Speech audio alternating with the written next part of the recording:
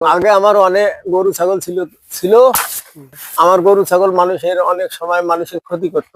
এখন মনে হয় এই বাগানটা আমি পরিশ্রম করি, মনে হয় মানুষের সাথে এলে আমার করা ঠিক হয় নাই। কেন, এটা তো অনেক পরিশ্রম। নিজের শরীরে ঘর যেমন পালন করে আমি এই গাছগুলোর প্রতি তেমন যত্ন করি।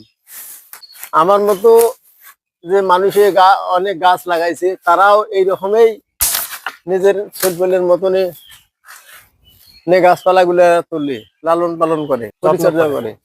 এটা লাগে, এটা আমার একটা অনেক অভিজ্ঞতা হয়েছে, আমার শিক্ষা হয়েছে। মানুষেরা খুব কষ্ট করে বাগানটা লাগায়। যাদের গরু ছাগল আছে তারা যদি মানে গরু ছাগল আবার সুবাদ খাইলে যার খাইবে তাই যদি কিছু বলে তার উপর কোনো রাগ তাপ হওয়া যাবে না। নিজে নিজে বুঝতে পারলাম তারা অনেক কষ্ট করে আদর দিয়ে এই আবাদটা করে। অতএব গরু ছাগলকে নিয়ন্ত্রণে রাখা দরকার, জানি অন্যের আর ক্ষতি না করে। সবাইকে এটা আমি অনুরোধ করলাম আমার তরফ থেকে।